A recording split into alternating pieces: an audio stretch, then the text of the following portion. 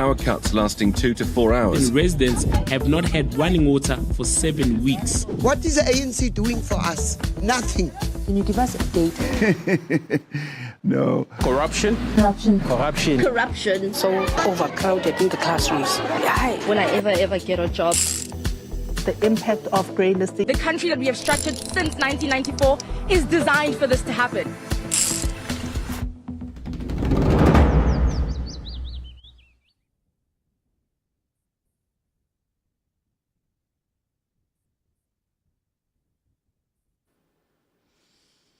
And this is Reality Check. I'm Ben in Johannesburg and over to Redi Tlhabi in Washington, D.C. Thank you, Ben. Hello, everyone. Welcome to the third episode of Reality Check.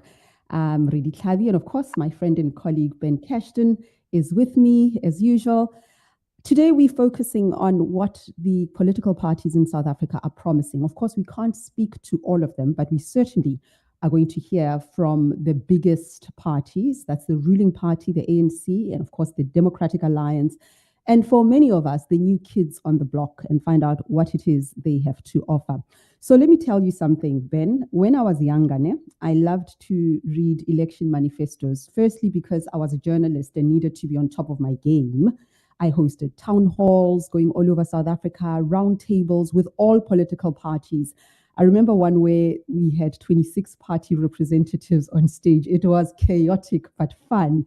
And I never thought the ballot could get any bigger. It certainly has in 2024.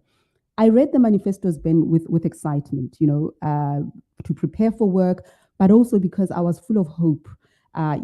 You may call it being naive, a belief that these grand plans could actually be delivered. Now, so many years later, age, cynicism, I don't know, or maybe an awakening to the fact that these promises very seldom translate into tangible plans and deliverables.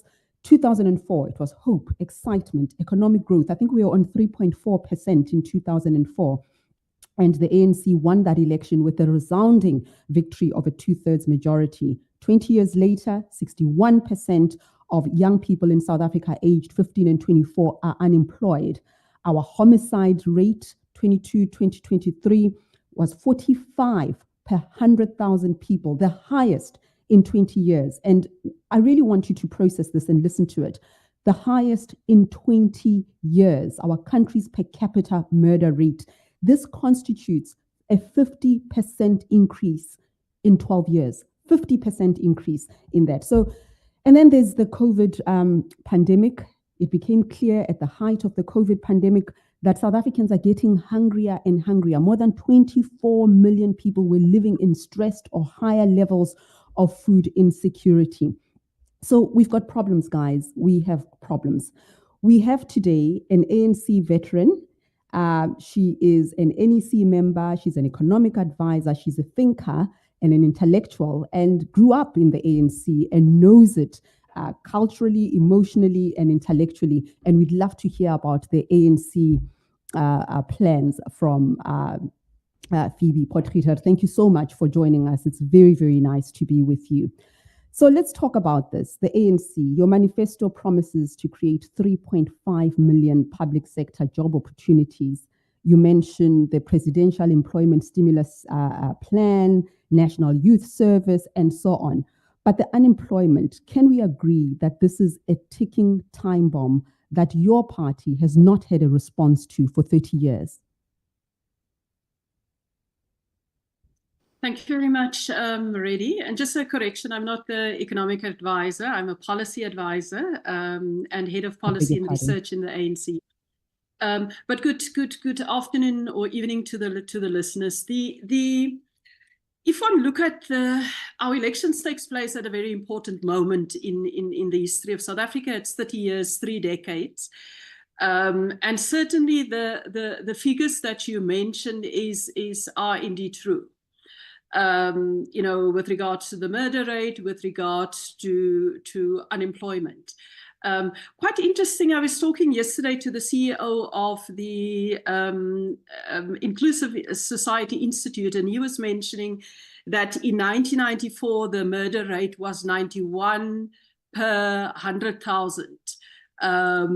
So it was much, much, much higher in 1994. I wasn't aware about it, but you know, I'll check up on that. But I think that having said that, for South Africans, there are 4 main issues that they're concerned about. The first one is, and it's across generation, is the problem of unemployment. So if you talk to older people, and the ANC Veterans League, when they made their submission to the manifesto, said that we want you to talk about older people.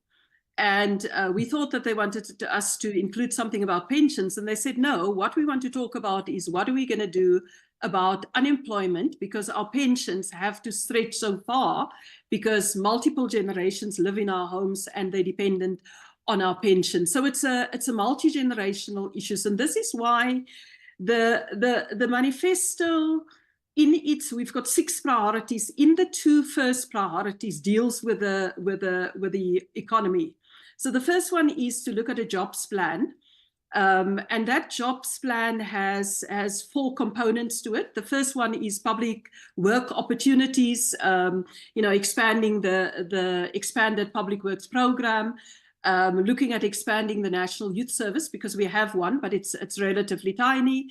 But also look at how do we create employment in the small and medium sector, because it is also an important contributor towards the economy. So that's the one part of our manifesto. And then, of course, the other part of the jobs plan is to engage with the private sector about how do we protect jobs and how do we continue to create jobs within the private sector as well. The second part of the manifesto, and that's the second priority, speaks to industrialization. Because if one look at over the last 30 years, our emphasis in terms of our economic policy has been to make sure that the macroeconomic balances are in place, that we balance the budget. Ben has talked, and I'm sure yourself know the 1996 adoption of GEAR. And the focus on, therefore, the need to make sure that we balance the books, that we have macroeconomic stability. But hold on, I mean, you mentioned GEAR, and is that not the problem with the ANC? You announce these acronyms every so often. GEAR, we know, was not supported by the unions. Zuma came in and there was something else, the National Development Plan, Radical Economic Policy, and so on. Your 58-page manifesto tells us little about what you would do differently. The fact of the matter is that the conversation around jobs, this has been your pledge for years, yet unemployment, particularly youth unemployment, is now higher than ever. No, we completely agree with that. We completely agree with it, that in fact, youth unemployment is a crisis. But I think that if you look at up to the point of 2008, the economy grew. Over the since 1994, the number of people in employment have increased from just over, I think, 8.6 million to 16.7 million. Over the last 5 years, we also had to deal with a COVID pandemic that was unexpected. We also had the situation of the war in Ukraine that placed pressures on global supplies and food prices, oil prices, etc. And now the crisis in the Middle East. So in a sense, the last 5 years have been unusual in a lot of ways. But at the same time, if one look at post-COVID over the last 2 years, for example, we are beginning to see that the number of jobs surpasses what we had in 2019. So there is opportunities for recovery. But at the same time, it's not fast enough. And this is why our manifesto, building on the experience that we've gained over the last 30 years, then talk about what is it that we need to do differently in terms of the economy. And the difference is that we need to look at how do we place industrial policy at the center of economic policy, so that we don't just tinker at the edges, but we are able to grow the economy for everybody. And again, over the last 10 years, 10, 15 years, there are policies that have been put in place to do that, the different industrial master plans. If you look at in automotive, in the textile sector, in agriculture, then all of those master plans is in place. What needs to happen now is that we need to coordinate and make sure that they become the center of our economic growth path. You spoke about the National Development Plan. One of the things that we're saying with our manifesto and the 6 priorities that we're putting forward is that we've done that over the last year and a half to begin to look at how do we claw back so that we can get back on track with those overarching aims of the National Development Plan, which is to reduce income poverty as well as income inequality. And our manifesto is about looking at emphasizing the war on poverty, and then, of course, the war on inequality, which means that we have to create jobs, that we need to get the economy growing. And our way of doing that is the focus on industrialization. Phoebe, if I may come in, this is Ben. It's really nice to be in this conversation. And I was reminiscing earlier that you and I spoke, I think it was at the beginning of the 30 years in about 1994, 95.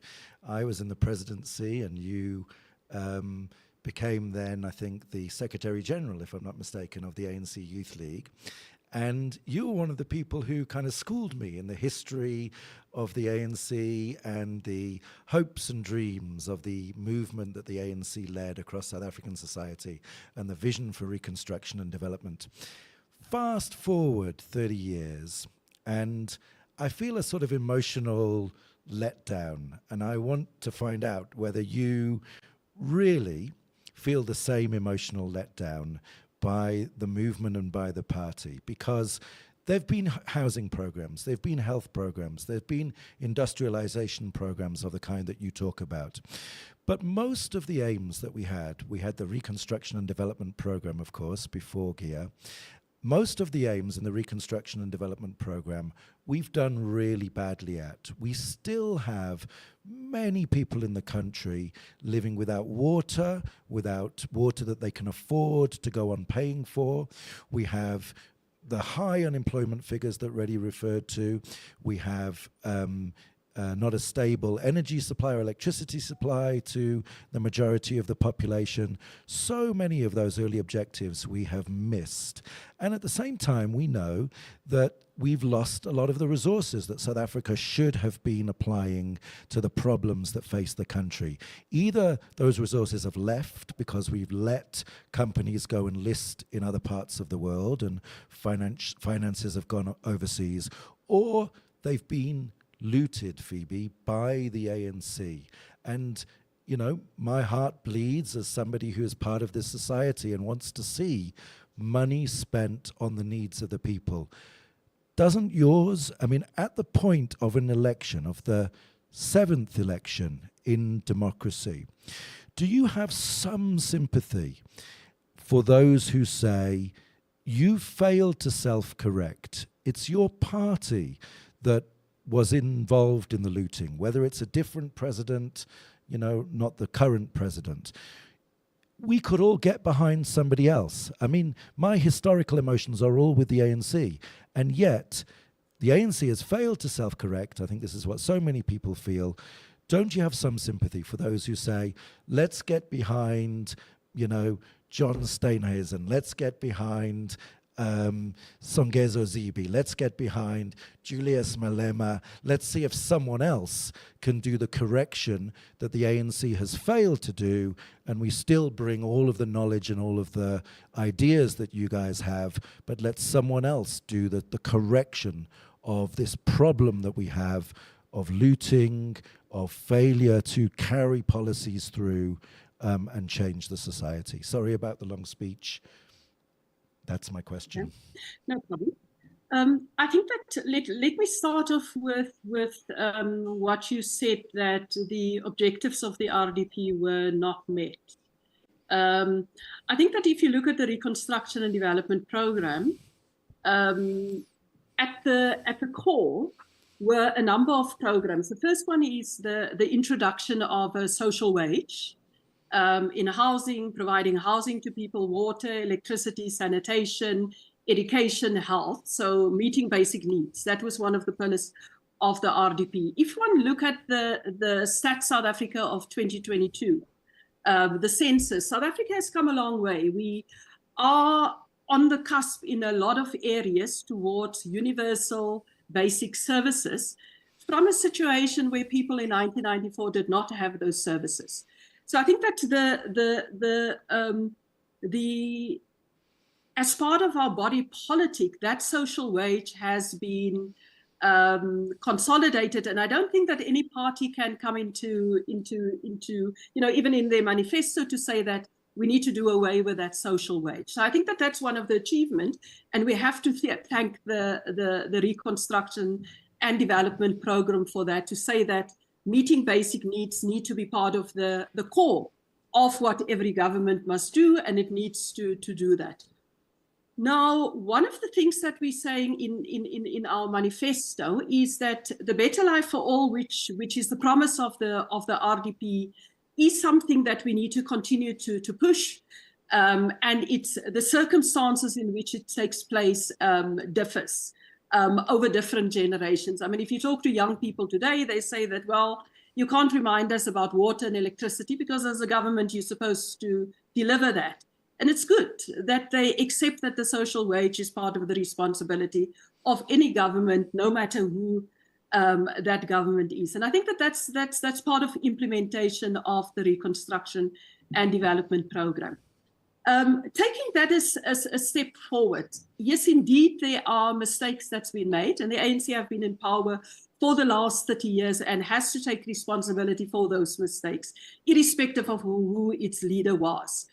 But I also think that, I mean, you refer to the fact that referring to the history of the ANC is 112 years old this year, and part of being a movement that's 112 years old is the fact that correction is part of the resilient DNA of the ANC. I mean, in the 1930s, the ANC nearly died.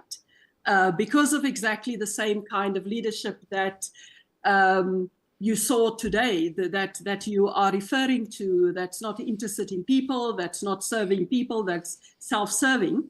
And the ANC was able to self-correct. We certainly of the view that over the last, since 2019 or 2018, the last conference, when we had the change of leadership, there has been a number of steps taken to look at how do we ensure accountability.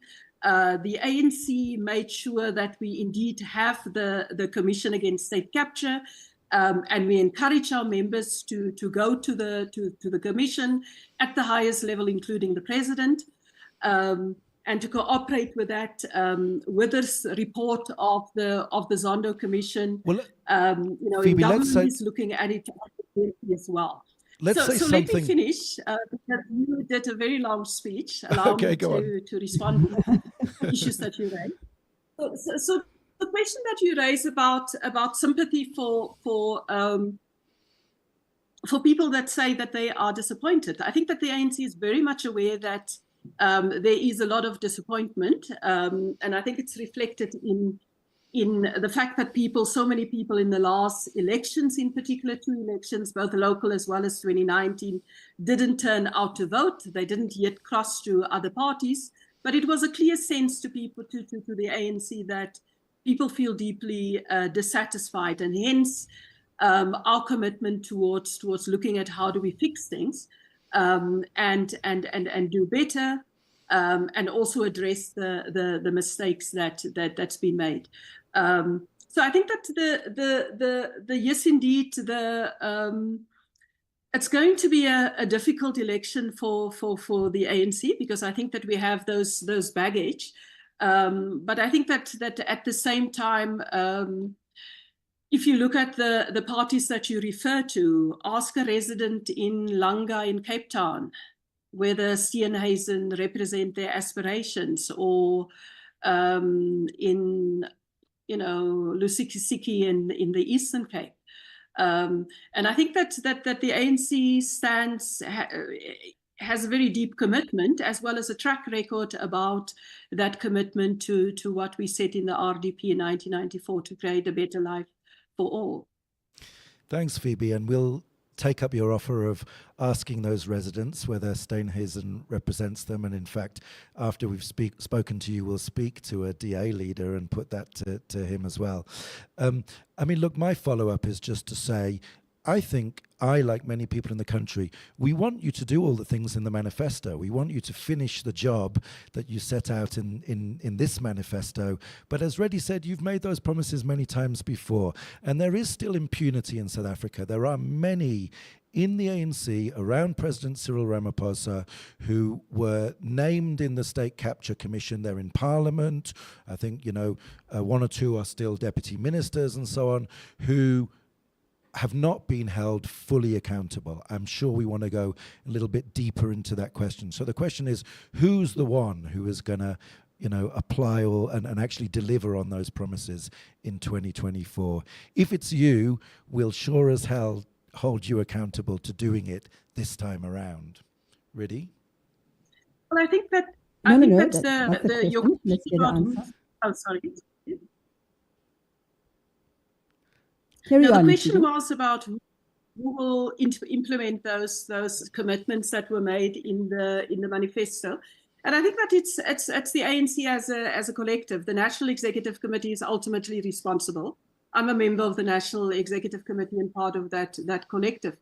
Amongst my responsibilities are, and we talk about it in the manifesto, is how do we make sure that we keep the commitments that we make in the manifesto. We for example focus on the need to look at three elements of it. One of them is planning, the second one is accountability, and then the third one is monitoring.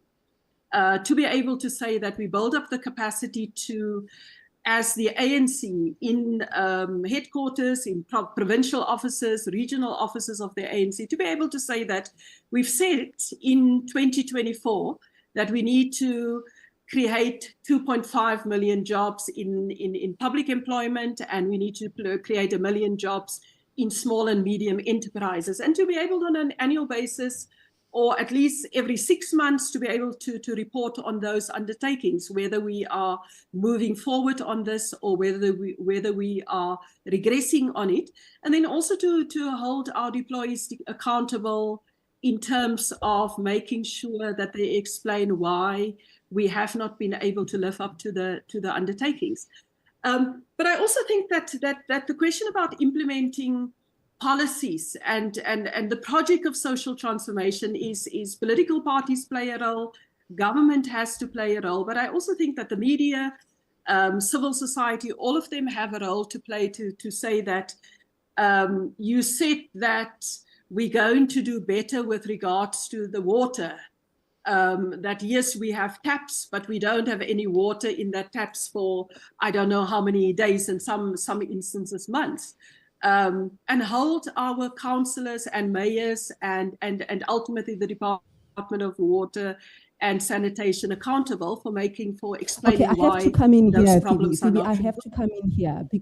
I have to come in here because you're painting a hypothetical scenario where the media and civil society must hold you accountable. We continue to do that. We do it until the cows come home. But what has happened is that the ANC has become very arrogant from the political power that it has. The Auditor General speaks repeatedly about municipalities that are failing. That's been the issue since I was a young intern over 20 years ago.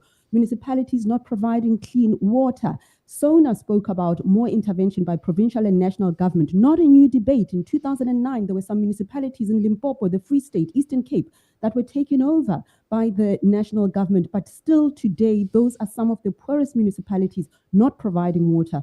The point is, Phoebe, the ANC has to reckon with the fact that it keeps announcing plans, not holding itself accountable, ministers not wanting to sign performance agreements, and then 30 years later, we're still talking about the same problems of clean water. In the Free State, not a single municipality getting a clean audit. The Auditor General Maluleke told us that only 38 municipalities received a clean audit. That is your legacy, your record. Mm. No, I think that you're absolutely right. That is part of the responsibility that the ANC has to take for the governance failures, but also the failures of holding its deployees accountable.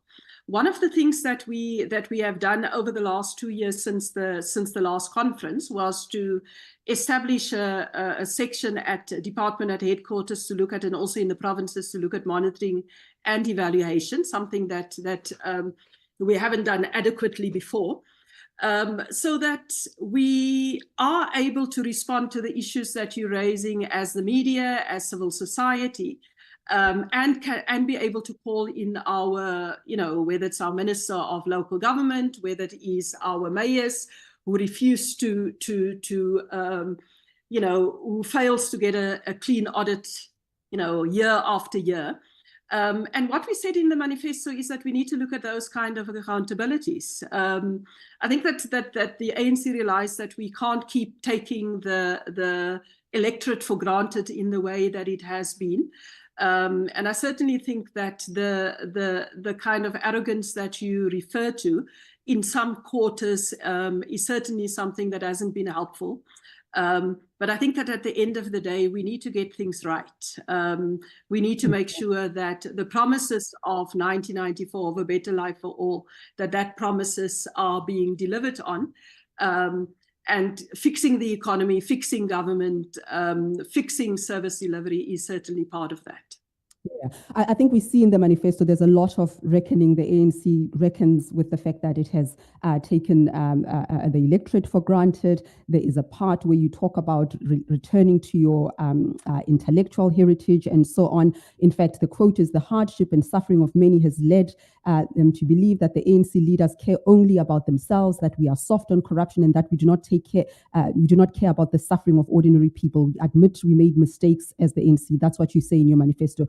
But we cannot end with you without talking about social grants. I don't think there's anybody who is sober-minded who doesn't agree that for the most indigent members of society, they need relief. And just before people talk about dependency, even in the most powerful economies in the world, where I am in the US, there is some relief for poor people. In Britain, there is relief for poor people. So it's not a unique thing that South Africa is offering, and nobody talks about dependency there. You say that you strengthen income support through existing social grants and use social distress of relief as a mechanism towards phasing in a basic income support grant, sort of promising the BIG.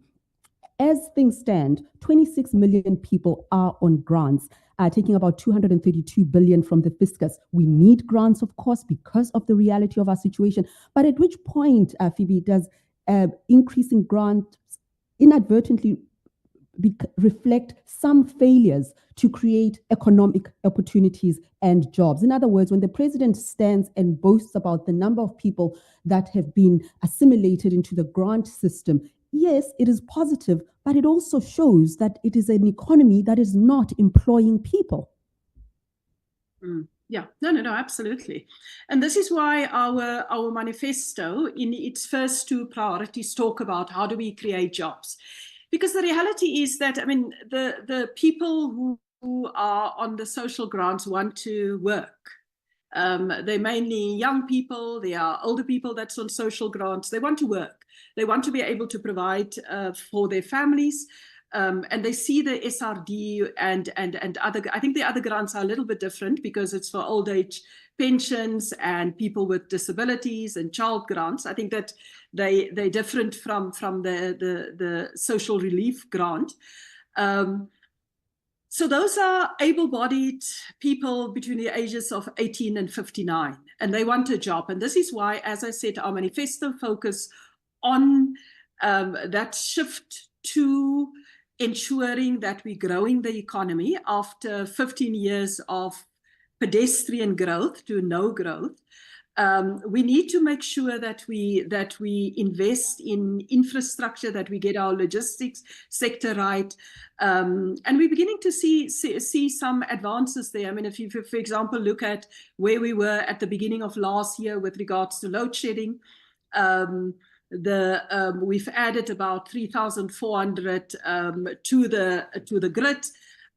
Government has supported both households as well as businesses to begin to invest in renewables. We're announcing plans in our manifesto to also look at support to households, poorer households, as we build RDP houses and continue to do that, but also sort of working people to also get access to solar. So the emphasis is on making sure that we move people from grants to employment, with that focus on industrialization and looking at what are the areas that we can grow the economy. I think that in the foreseeable future, at least in the coming 5 years, we will have to live with that duality. Because as you correctly say, you can't, when people don't earn anything, then take that away from them when there are no jobs. But the idea is to be able to shift people into employment, to invest in young people's skills, and to only have those people that genuinely need grants, the elderly people living with disability, the children, etc. That should be the people that received grants. But I think that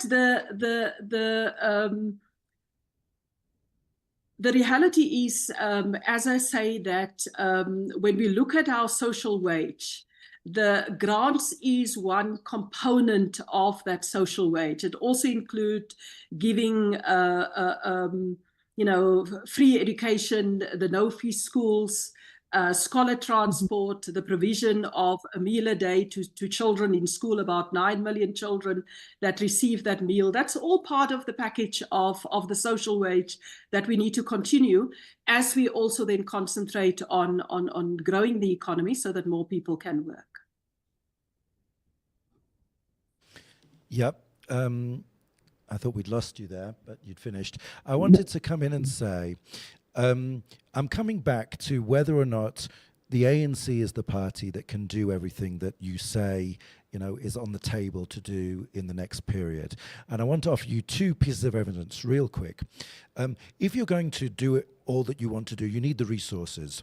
And I referred previously to the looting, to the corruption.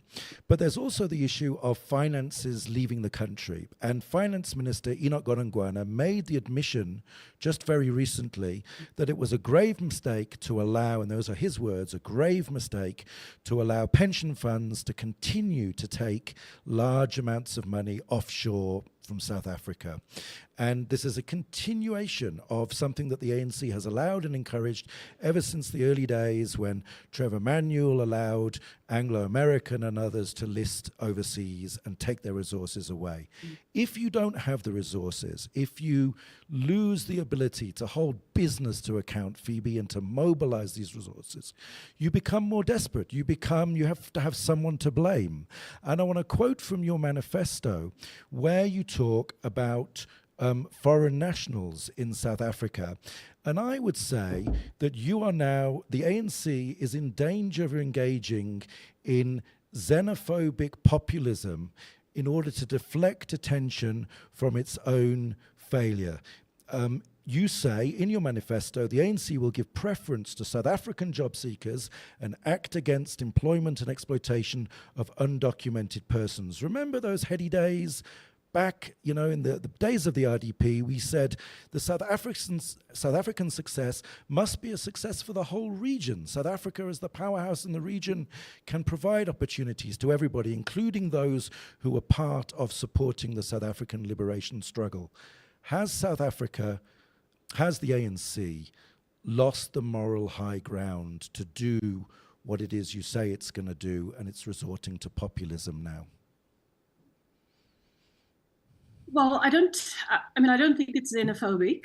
The part of the issues that the manifesto, and it was also raised in our previous manifesto, has raised is the concern from South Africans around the extent to which in certain of the labor-intensive sectors, agriculture, the hospitality sector, increasingly South Africans are being crowded out in those kind of sectors. If you look at the policies of countries, across the continent, Nigeria, Ghana, Ethiopia, Kenya, a whole range of different countries, they have policies where there are certain sectors, and particularly when they have a large, low-skilled population, that preference are given to your local population. So that is what our manifesto focuses on. And I think that there's legislation to that effect through the championed by the Department of Labour. The reality is that we understand that there are push and pull factors that result in why people come to countries. And I think that if you look at migration patterns in Africa, most of the migration is indeed amongst African countries. So people in West Africa tend to go for economic opportunities to Cote d'Ivoire or to Nigeria, increasingly Senegal, in East Africa to Kenya, Tanzania, increasingly now. In South Africa, in Southern Africa, it is South Africa.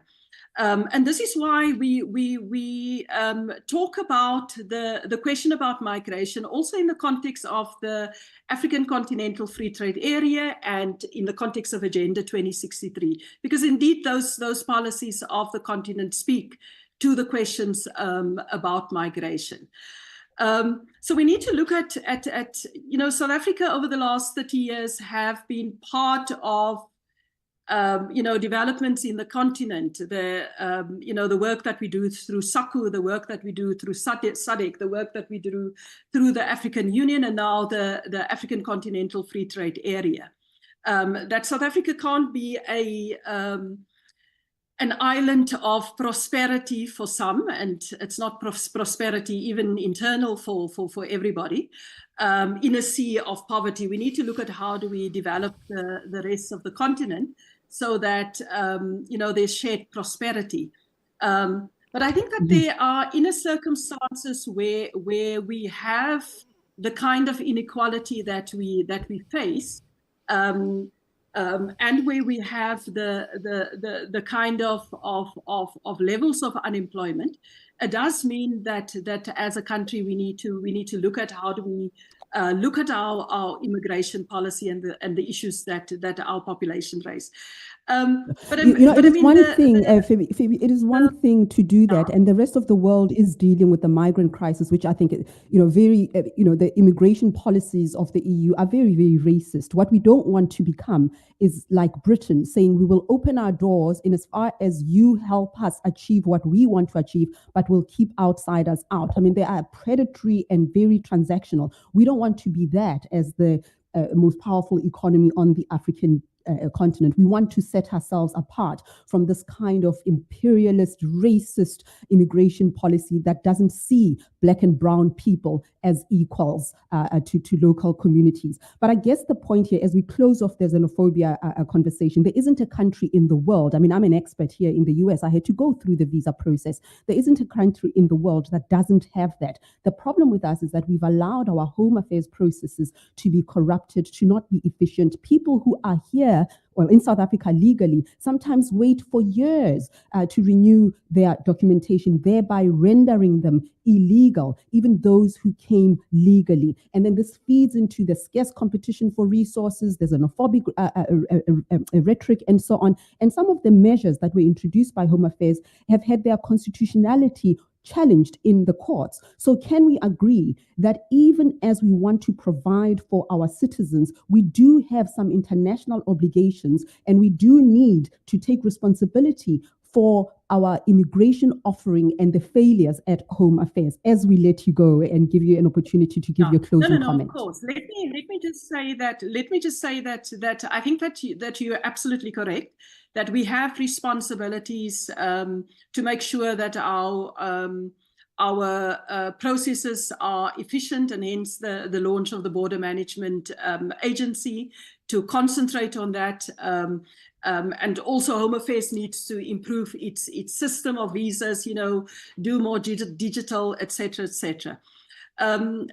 South Africa, we're in a process of looking at immigration and citizenship reform, because that's part of the 30 years we've learned lessons, and we need to make sure that we do it in line with the African Union prescripts on immigration, the status of refugees, etc. And that's what will guide us. It certainly won't be informed by the US and Britain's approach towards this matter.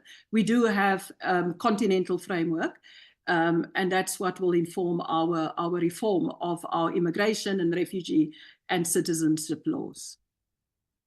Okay, so let's just agree, Ben, that we didn't ask Phoebe everything that we wanted to ask. There is so much more that we wanted to talk to you about, but a conversation has to be about something and not all things. Let me thank you for chatting to us, Phoebe Potgieter-Gqubule, Head of Research and NEC member. She's held various positions in public entities and in the African National Congress. We thank you very much for your time today. And thanks, Phoebe. Now, thank you so much, Phoebe. Now we have Nicholas Nyati. We're hearing from the Democratic Alliance, national youth leader for the DA. He's served in the DA since 2015 as an academics officer of the DA student organization, DASO. He's been in the SRC. He was elected as an SRC member at a very, very young age. Now, let me just say, under his leadership, the universities worked with DA-led municipality to organize. So you can understand, you have the university working with the local municipality to organize alternative venues during the shutdowns so that students could attend class. I mentioned that deliberately because sometimes we see universities as being separate entities from the communities in which they function and the communities that they serve. Welcome, Nicholas. Thank you so very much for joining us. I want to start here with you. The DA describes its manifesto as a rescue plan. What exactly are you rescuing us from or promising to rescue us from? Thank you for having me, Redi. Look, the rescue plan, it comes from the DA having went to each and every area in South Africa. We visited Deep Lusikisiki. I had Phoebe quoting Lusikisiki and Ulanga. We went to Kwalanga, went to every area in South Africa. And South Africans raised concerns to say, we find ourselves in a situation where it's no longer just about our freedom, is no longer just about opportunity, but it's actually about our survival. We need a party that is going to come and be able to at least give us the basics so that we do not die. This was coming from Omam, who had lost their children, who drowned in pit toilets in Limpopo, in the Eastern Cape. So that's where the rescue aspect comes from. And with the rescue campaign, we're not saying the DA is going to come and be a messiah for South Africans, but we're actually calling all South Africans to unite under the rescue mission to say, how do we as the DA, media, civil society, and ordinary South Africans work together to rescue ourselves? Let's just talk about the elephant in the room, Nicholas. I've seen some critique of the DA's manifesto, and lots of commentators, at least the ones that I've read, and I'll share more about it later, say that it actually is a very good and practical manifesto, but that your reluctance to talk boldly about any form of Black economic empowerment, your reluctance to deal with race as an employment criterion and rather replacing it with UN Sustainable Development Goals. I mean, that gets really fuzzy, right? I mean, I work a lot with the United Nations Development, with the UN and UN Sustainable Development Goals. Every country has committed to that. Every country has committed to that, yet countries are attuned to their own domestic needs rather than what the UN needs as a broader system. Why would you replace any form of Black economic empowerment with UN Sustainable Development Goals? I swear I read something like that in your manifesto. You are correct. We do not subscribe or support triple BEE, and that is because it has not worked. In fact, it has worked in destroying our economy and chasing away investors who want to invest in South Africa. And the reason for this, I will make you an example. When you look at the quota system, I'll use that as an example, that the current government wants to introduce. They say that in terms of, we'll look at provincial population. You go to a province like Limpopo province, where only 2% of the population is colored. What that means is that a company in Limpopo cannot have more than 2% colored people working for it. A government institution in Limpopo cannot have more than 2% colored people working in it. You come here to Nelson Mandela Bay, they say that we must use provincial stats in terms of the quota system to implement employment equity. Come to Nelson Mandela Bay as a region itself, colors form part of 40% of our population, yet in the province there are only 18%. Where are you then saying that those? So that's why we do not subscribe to these race-based policies and quota system, because we believe if you want to redress the injustices of the past in South Africa, you have to rather look at the poverty levels rather than the color of your skin. Because the argument will come tomorrow to say, Redi is not black enough, or Nicholas is much more black than a colored person or than an Indian. And that is what is currently happening. In this country, the elite and those who are seen as black enough. And we can never have that as the Democratic Alliance. It will not help us as a country. In fact, it will destroy us. Hi, Nicholas. Ben? It's Ben here in Johannesburg. Thanks so much for joining us. I'm also a little bit puzzled by how you're going to rescue South Africa and who is going to be in the front of your charge to rescue South Africa. And I wonder if you are hopeful that business is going to be the main constituency that's going to help you to rescue South Africa. I was shocked, Nicholas, when you say in your manifesto that you're going to exempt the longer-term unemployed from labor regulations. Now, isn't that another way of saying you're going to remove the rights, the labor rights, the workers' rights that were fought for so many years in the liberation struggle in South Africa, the racialized exploitation of black labor in this country, and now you want to say in order to get people into jobs, you'll let business give them really bad jobs. You know, will you let them pay them half the minimum wage? Will you let them, what are those labor regulations that you will remove in favor of business creating jobs? Perhaps have them work 7 days a week, 60 hours a day? I mean, I'm being a little facetious, but tell me. But we will definitely not do that. That only happens in China. It's not going to happen in South Africa. Look, I think perhaps let me answer your first question of who will be spearheading the rescue mission. And I think the simplest answer is that whoever is in government should be the DA government. Government's primary mandate is to create a conducive environment for business to thrive. When you create that environment, it becomes easier for investors to invest and create jobs, therefore assisting the people. I'll make you an example. Speak about ending load shedding and ending water shedding. That directly impacts the economy. And that is how, as a government, will attract business to come to the forefront. You've quoted a section in our manifesto. When you dig deep into that section, we speak about the fact that currently in South Africa, we're speaking about minimum wage, we're speaking about all this red tape when it comes to labor regulations. And we even make an example to say it is even difficult to take a person as an intern. An intern, you must give them minimum wage, you must give them what ends up happening is that instead of companies taking 2 or 4 interns, they take 1 because they can only afford that. I have a friend of mine, a personal friend. She got a contract with the Department of Health for security. She is struggling to make ends meet with that contract. In fact, she's operating at a loss because she's, number 1, not well established.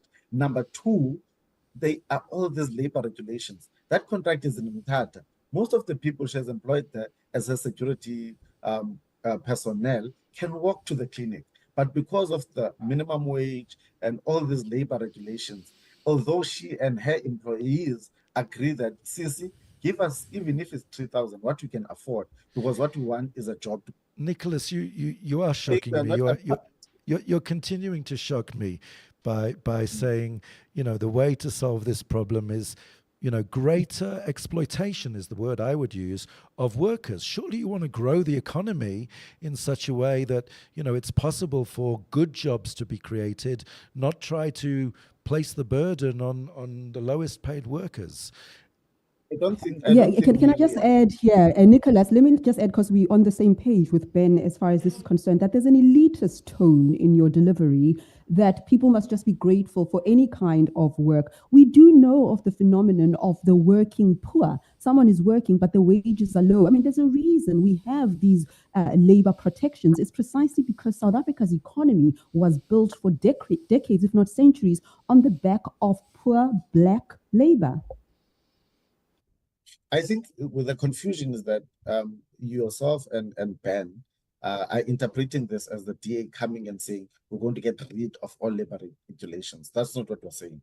We are saying that if there can be a table where myself as Umqashi and Umqashwa can meet in the table and agree on certain terms that work for the both of us, then it should be allowed. We can't, as a government, to say, Nicholas, although you and your employer agree on terms, you must not take this job because it does not fit labor regulations. In that manifesto point, we even dig deeper and say, if you look, I'll make an example, VW. VW in 2001 retrenched workers because there was a strike with the unions. We even speak about a strike deposit where unions, if Nicholas doesn't want to protest, unions will force him. If he doesn't want, what is happening in our township? And this is a reality, not something that's written down. They will come and they will ban my house because I wasn't part of a protest. Who does that work for? Is that working for black people? It's not. So what we are saying is that there must be security for the workers, but there must also be security and a conducive environment that is conducive for everyone, including business, that is going to create employment. Nicholas, it sounds as if what the DA is also doing over and above your own offering and so on is to use the ANC's poor track record as an excuse not to implement labor and economic frameworks that are rooted in social justice as well. So in other words, when it comes to the NHI, that the ANC has mishandled and mismanaged hospitals, that there's corruption, we agree, you and I, on that.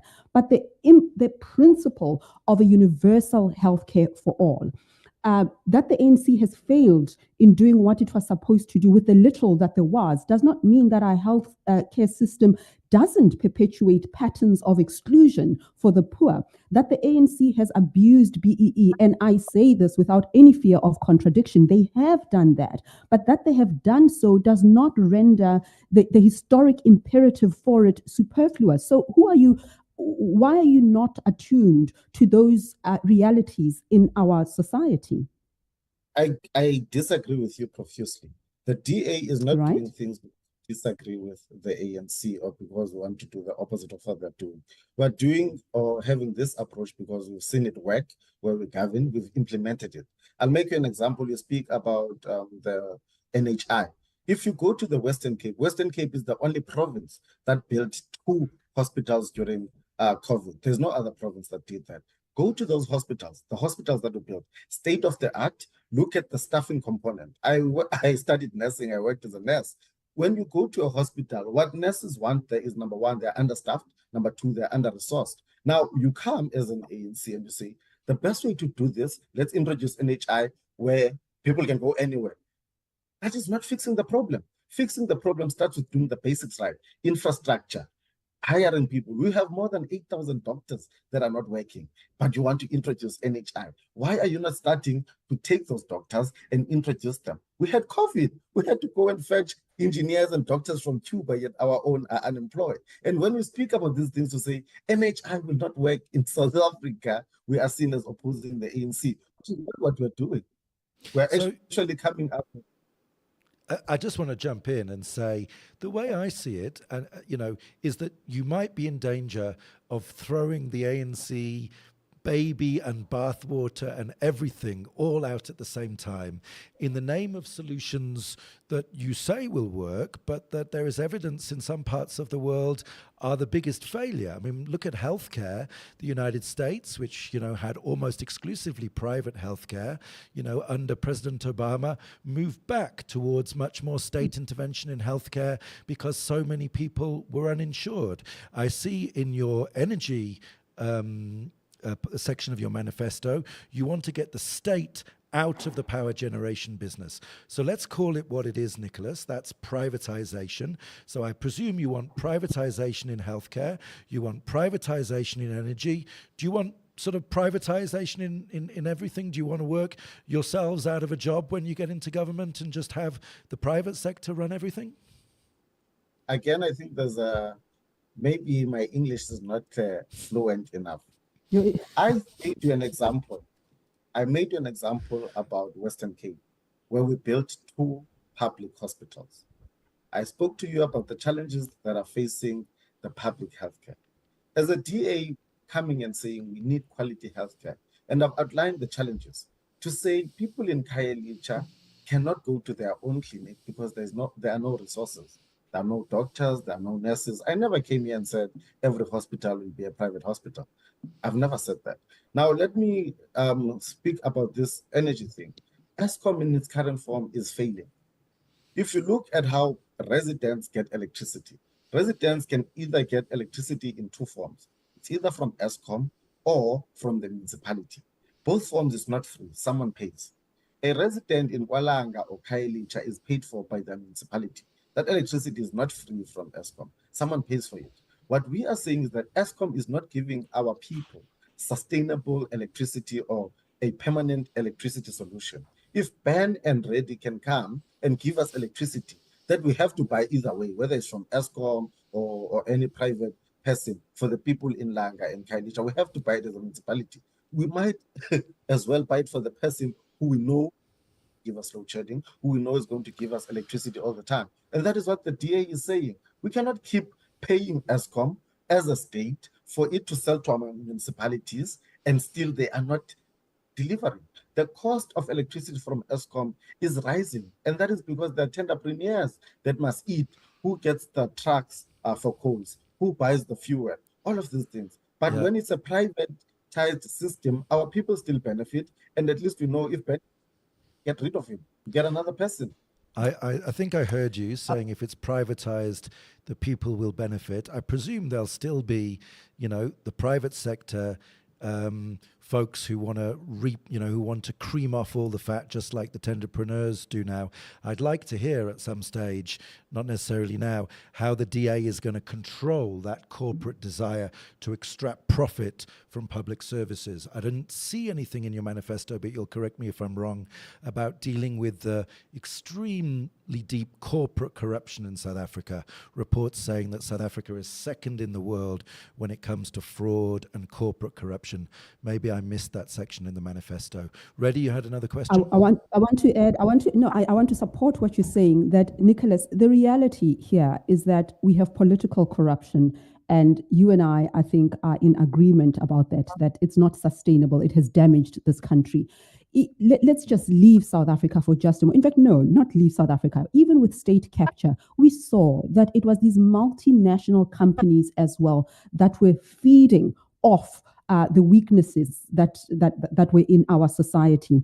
We have seen in the United States even the bailout, that crisis, that financial crisis in 2008, that companies that were well established, making copious amounts of money, were bailed out. So socialism for the rich. We see corporate corruption as a global phenomenon, and South Africa is not immune to that. So I guess the question, just to add to what Ben was saying, is that we can't also have blind loyalty to what the private sector brings, because it was also complicit in so many corporate crimes in South Africa. So you see this toxic power relations between politics and business, and they make up the powerful people in society. Who's going to protect voters from those powerful people, even as they come from the private sector, which you seem to trust and adore?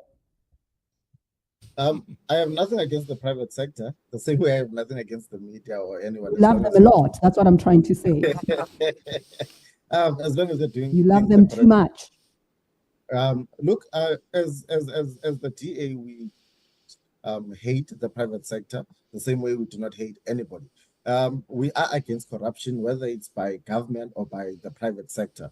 And we might have not put it in our manifesto explicitly to say if private sector comes with corruption, they will be arrested or we will prosecute them. But we did speak about, or we do speak about clamping down on corruption, and that includes the private sector. Look, there is no system that is going to be perfect, but with this one, there will be nothing forcing us to continue to work with Ben if he is found to be guilty of corruption and he no longer supplies electricity to our people. But what we must never do as South Africans is to think we can build a prosperous country without working together, without working with business, without working with our communities, and also without working with government. And that's the duty of government. Government is there to be a cushion, Redi, to try and answer your question. Government is there to be a cushion, to protect the ordinary citizens, to protect the people of South Africa against corruption, whether it's from us as government, whether it's from the private sector. And currently that is not happening. And that is why we need to hold each and every, we need to hold each other accountable. And we are doing this where we govern. And I always say this, we are not just comparing ourselves to the ANC, but we also would like to be measured about where we govern. We don't allow any corporate corruption in Western Cape where we govern. We don't allow any corporate exploitation where we govern. Zaki, who else? Okay, Ben, I think you are talking to somebody else. I'm interested to hear what Nicholas is saying. Nicholas, just finish that thought that you were talking about. I want to talk quickly about the DA's offering for social grants, but I'll let you finish what you were saying. Yeah, I'm saying that we don't protect any form of corruption, whether it's from our own people, whether it's from government officials, whether it's from the private sector. Let's not just think that when we take over national government, we're going to start doing that, because currently we don't. All right, you mentioned the DA, you mentioned Cape Town quite a lot. I do want to deal with this very quickly, and it's something that we'll discuss with Zaki Ahmad when he comes in, who's running in as an independent. Social inequality and spatial segregation are acute in Cape Town. I mean, that's not opinion, that is just fact. Cape Town is widely considered to be South Africa's most segregated city. That does not mean that you don't have an Alexander versus Sandton in Johannesburg, that you don't have poor municipalities, crime-ridden, and so on. But with Cape Town, it seems to be particularly acute. How do you respond to criticism that the focus of the Democratic Alliance seems to be on the affluent areas, the well-established areas of Cape Town, and not your Gugulethu, Khayelitsha, and so on, and that the segregation is also at the heart of the economic exclusion? Oh, I wish you had used a better example than Alex. That place, I've never seen a place like that. Rats are the size of dogs there. It's bad, but I get your sentiment of what you're saying about Cape Town. Look, I was in Cape Town. I'm a frequent traveler to Cape Town. I was in Cape Town 4 days back. I came back Tuesday. Yeah. And I want to agree with you in the sense that in terms of population, Cape Town is overpopulated. And also in terms of the spatial planning legacy, you can see it in Cape Town. It didn't start yesterday. It didn't start in the last 10 years. It's something that has been there and has been growing extensively. It started growing very fast post 2004. And this is happening because our brothers and sisters, especially in the Eastern Cape, relocate to Cape Town because they want better opportunities for themselves. And I do not blame them. When they get there, rent is too expensive. The first thing is that, okay, it's fine, I'm going to build a shack because I won't pay rent to anyone. And that is what is happening in Cape Town. If you look at the immigration levels there, they're too high. But I want to say that let's look now at what the government is doing. If you look at Cape Town in terms of the budget for housing always gets finished in Cape Town. They're building houses. If you go to Langa, and people like to go to Langa, go to Langa. Langa, yes, does not have land in terms of spatial space. But if you go to Langa, they are building houses. The most recent houses that were opened in Cape Town was last year. Hasn't happened anywhere in the world. I see Mr. Ahmad shaking his head. You must go and Google this. If you go to Khayelitsha. Yes, there are potholes, but give me any other township that has got a government that goes to Khayelitsha all the time to fix potholes, to fix everything that is happening there. What perhaps we need to do in speaking about Cape Town and all these places, let's take it closer to what is happening in Nelson Mandela Bay. Nelson Mandela Bay is an opportunity hub in Eastern Cape. We have more than 150 informal settlements. No one speaks about that. Anywhere in South Africa where people think there are opportunities, they go and stay there. The people who are staying in Kwalanga, in Khayelitsha, and all those places, I go there, I interact with them. They say so, that at least in Cape Town, I can get a job. At least our government spends on us. Recently, Mayor Jordan... Okay, we speak to different people, but hold on. I'm surprised that what you said about Alex was, what stood out for you in my example of Alex was the size of the rats rather than the desperately poor conditions under which people live, the human lives there, the lack of access to opportunities and so on, which takes me to my last question to you. And Zaki, I want you to come in here, if you can prepare to come in, because I saw you reacting to the description of Cape Town as a city that delivers. But let me give Nicholas a chance to speak then to the grants and social support policy offering of the DA. I saw on social media a debate amongst other people talking about social grants and where the DA stands on this. Perhaps you can speak to that as you reflect that the person who needs these grants that you are talking about is the one who lives in Alex, and the rats are the last thing on his or her mind. They want food and they want a job. And Zaki, I'd like you to come in and issue that challenge that you seemed to be communicating with your body just a minute ago. Quickly, Nicholas, and then Zaki, please. Yeah. No, look, I think perhaps again we're misquoting each other. When I'm mentioning the size of rats, I'm showing you the unappealing conditions that people of Joburg in Alex are living under, but no one speaks about that, and it's bad. Alex we is are the worst. Speaking about it. That's why we mention it. We write about it. It's exposed. There's protest action that gets covered. Yeah.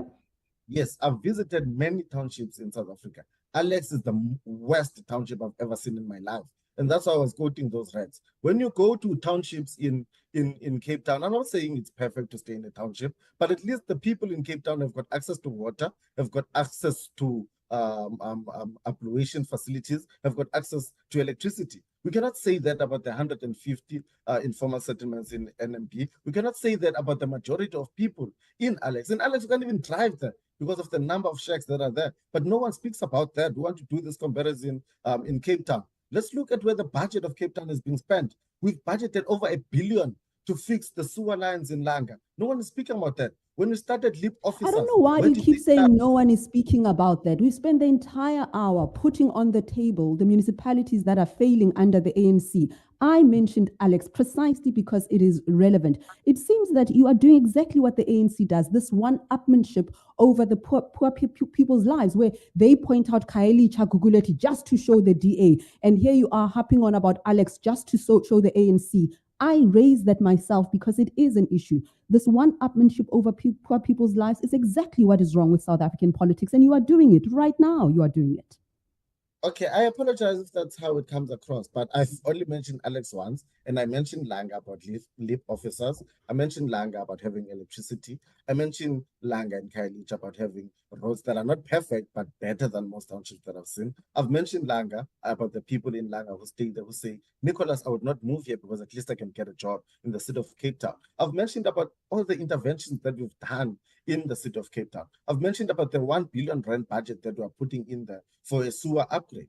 Langa was not meant to be an area that is going to accommodate hundreds of thousands of people. Langa in its initial planning was only meant to accommodate less than 80,000 people. But because of the growing population, the city is investing there. If you go to the city of Cape Town, majority of our budget is spent in these areas that people are saying we're not servicing. It's not even us, it's legislated. You cannot spend less than 60% in your previously disadvantaged areas. And the only part of this country where that is happening is in the city of Cape Town. My argument is to say, at least go to Langa, interact with the individuals there, and compare what the interventions that the government is doing. Sometimes okay, Nicholas. This topic gets very tired. We get blamed as if we are the ones who took 500,000 people and put them in a place where it's only supposed to accommodate 50,000. I That's what want to happens when say, you we're come to going to you. have to let you go in a second, Nicholas. And we're really grateful that you've spent this time reflecting on the DA's record and talking about your policies. As we let you go, I want to reflect that it does appear as if, as the ANC blames history, and it has to blame history because we have apartheid behind us, the DA is blaming the people, the migration of, thousands of millions of people into a city that wasn't designed for that number of people. But there's a lot more we need to talk to you about. We need to talk to you about international relations and Palestine. We need to talk to you about your record in other cities, your policies towards non-South African nationals. So we'll have to have a second conversation with you. We're going to let you go now. Thank you so much for spending your time with us. As a young leader in the DA, I think you do give us a glimpse of youth leadership in the country, even if we disagree with some of your policies and we challenge you on your hope that the private sector will save us. But good luck with your efforts to rescue South Africa and come and talk to us again. And I'm going to move to bring into the conversation Zaki Ahmad. Zaki, are you there? Zaki is a very well-known activist in South Africa. Many know him for his years of activism in the access to medicines movement, antiretrovirals, when as a member of the ANC, he turned round to his comrades, he did something which is so rarely done and said, you've lost the moral high ground, this is what you should be doing. And eventually he had to leave the party because the battle had to be fought on the streets. And Zaki, we've got to let you reflect on what the DA who run the city that you live in have been saying.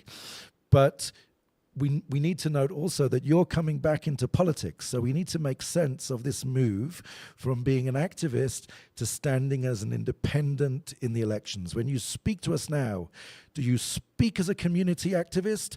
Do you speak as a future politician who we're going to have to hold to account? And then feel free to reflect on what you've heard from the DA representative. You are so welcome today. Ben, Redi, I'm very happy to be here. I'm sorry I was a bit late.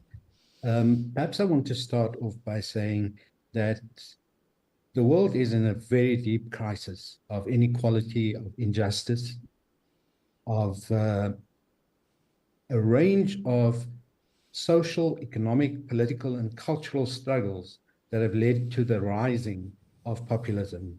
The depth globally of the disaffection with representative politics, the disaffection with political parties, arises from a global economic system, which we can call capitalism, but it's a global economic system which has led to the most extreme economic inequalities of our time, not simply in South Africa, but globally. Right now, we, of course, have our very own particular economic crisis, but all I've heard so far from all the politicians is that we're going to address job creations and so on. There isn't an analysis from any of our politicians of what is happening globally in terms of the economy, what is happening with financial flows, what is happening with the trade barriers and that are coming, and the trade freedom that exists that is taking jobs away. Now, I'm not someone who believes in closing borders, but what I am saying is that there needs to be an analysis of the fact that our economy is linked to the global economy and that politicians and political parties are not paying attention to this. That's the first question. The second question is that we have a rise of populism and fascism. If you look at the latest result of the MK party in Mpumalanga by-election, I think it makes a joke of anyone else of the smaller parties saying they're going to win anything in that area, because there's clearly a much stronger force than anyone else, other than the DA, the EFF, the IFP, and the ANC, with MK within that. In the Western Cape, the smaller parties imagine that they can become the opposition and so on. Let's be absolutely clear about this. The extreme danger from the patriotic alliance, and I challenge Bosa and I challenge Rise Mzansi to give an answer on why they haven't condemned the extreme racism, the hatred that is coming out of the patriotic alliance towards immigrants and towards Black people in the city here in a way that we haven't seen. So the critical question is that our politics, people are angry, people are frustrated, they're not ready to deal with political parties in the way they did. I believe that I really wish, and here my left comrades are wrong, to believe that everything can be put on the state immediately. Our job is to fix the state.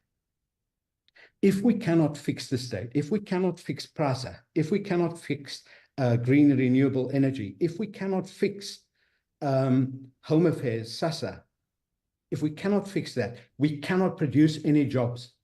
And I haven't seen any party specifically addressing how the Public Service Act, how Section 195 of the Constitution is going to deal with it. For me, my campaign is a knowledge-based one, run with working class people in communities. And that knowledge-based campaign is to address the question of what does Section 195 of the Constitution say. Zaki, I want you to be, we lost you a little bit there, but I want you to be in Parliament. I mean, you know, we were saying in our last reality check, gone long time ago are the days of saying, well, I'm keeping my vote a secret, I'm keeping my feelings a secret. I cannot imagine why any South African would not want Zaki Ahmad in Parliament. And if you have the ability to make sure that Zaki is in Parliament, I mean, I have to understand how the whole thing works with independents running now. You have to help us to understand that. We should put Zaki in Parliament, but the question is, what are you going to do as one voice amongst so many powerful blocs? The DA are with business. The ANC have not finished looting. There's no question about it. Mzansi, all the others.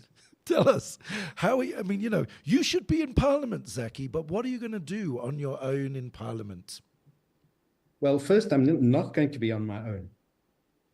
My campaign is used to build a movement. And when people say to me, you're going to be our voice, my response is very simple. I do not want to be your voice. I want to help bring your voice into Parliament.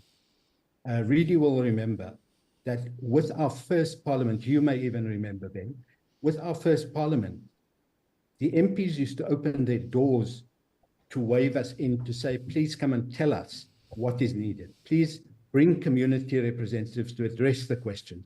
Please bring progressive experts to deal with the Chamber of Mines, to deal with the medical schemes, which was at that time a huge corporate industry. In doing that, Parliament was open to all of us. And our Constitution enshrines two things: participatory democracy and participatory governance. You can read that in Section 195 of the Constitution, and you can read it in how the National Assembly should work. And from the time of the National Coalition for Gay and Lesbian Equality, when we worked with a broad range of allies across parties to ensure that sexual orientation stayed in the Constitution, to work with Disabled People South Africa, the Black Sash, on questions of the child support grants, on questions of ensuring that the disability grant goes across the board. These were questions, when Parliament worked, we took the voices of working class people into Parliament. And when I say we, I don't mean me, I mean a range of comrades I've worked with over many, many decades. So I believe most of Parliament's work happens at committee level. And I want to get myself onto SCOPA. And if they don't allow me there, I will have a SCOPA outside the door of SCOPA, and as an MP, go in there and speak and find out how our money is being spent, and how it's being addressed. I see it really smiling because she knows I'm a drama. Yeah, because it's, I mean, that's like, I know you're going to do it. So the reason I'm smiling and laughing is I know you're going to do it, put firecrackers up their backside, as it were. But let's just hear from Rise Mzansi, Vuyisa Ramokgopa, an experienced entrepreneur, business leader. You've held various positions in the private sector, non-profit sector, and so on. You are regarded as Rise Mzansi as the new kids on the block. In fact, you came with a slogan that so many others have appropriated. 2024 is our 1994. What do you mean by that? And how do you respond to Zaki's challenge, which essentially means that you are out of touch, you're not speaking on the right things, you're not responding to the hatred that is permeating the air that we breathe, the xenophobia, the racism, and so on, that you are largely silent on that. Too dirty, the business of politics for you? Good evening to all the viewers this evening. It's a pleasure to be here. I hope you can hear me clearly. Yes, so before I respond to my esteemed colleague there, Zaki, I'll just start by foreshadowing three key things. And I think the first one that I want to start by saying is that we believe that South Africa is not a poor country. It is a country that is poorly managed and poorly led. And we observe every day that we have a wealth of talent, an abundance of ideas, great policies, great plans, many of which sit unimplemented, many of which are gathering dust. We are currently a net exporter of food, and yet mothers literally kill themselves and their children because of chronic hunger issues in various communities. The issues that people are dealing with are issues that we have listened to and experienced and had the opportunity to be at the coalface of through our now almost 12 months of engaging with communities on a daily basis. And we understand fundamentally as Rise Mzansi that the greatest challenge that we are faced with right now is one of leadership. And that's why we say and we reiterate that we need new leaders. To come back to your question about our slogan, the 2024 is our 1994, it's definitely not to equate the struggle against apartheid to the struggle that we are facing right now. We believe that in substance, the struggles are different, but the sense of urgency that is required, the level of focus and seriousness that is required, and the method and manner in which we need to galvanize all segments of society around dealing with this leadership challenge is one that requires the same level of focus that we had in 1994. So it's not about a throwback, but rather acknowledging that we've done it before, we can do it again. And it doesn't require one single personality who's going to fix every issue that we have. I think South Africans are averse actually to personality and individualistic politics.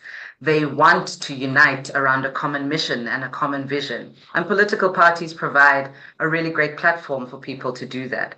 Which brings me to my second point, is that people currently feel very alienated from politics. And by the way, I'm not speaking about things I've read in textbooks. I'm saying this because we've spent the last 12 months, as I said, minimum 12 months. I mean, long before that, we were doing other forms of research.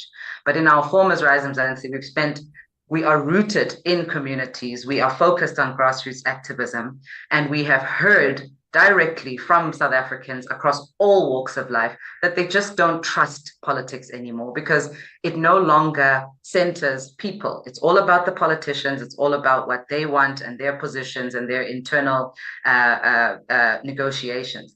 People have articulated to us that when you pick up a newspaper or open the news or listen to reports, a lot of what is spoken about on a daily basis are not the issues that they themselves are grappling with on a daily basis. And let me give you an example.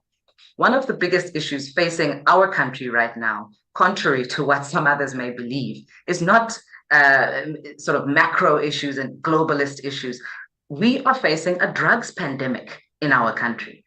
If you ask the average South African what their biggest concern is right now and what they are dealing with in their community, many will say to you that they are dealing with a drugs pandemic and a substance abuse pandemic that is tearing apart communities from the bottom up.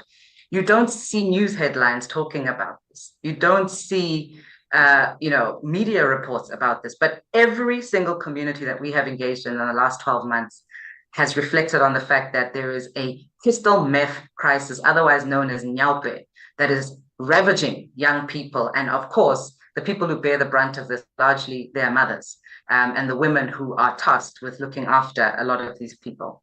The last opening remark that I'd like to make is that South Africa is looking for change, Redi, but a lot of people are very apprehensive about that change. And we understand that because we've seen the story of so-called small parties starting and stopping and fizzling out very soon after leaving the start line. And so they're very apprehensive about giving a chance or showing faith in those who have raised their hand. And we understand that. It's an overall loss of trust. And it's a loss of trust in our electoral system, but also in the characters behind a lot of these parties. Because again, a lot of them tend to be personality cults or one-man shows, so they'll call us Stokvels and they'll call us one-seat parties. But what I want to assure South Africans tonight is that Mzansi is certainly, while we are a new party, we are not a small party. We have spent the last 12 months building up our capacity across all 9 provinces.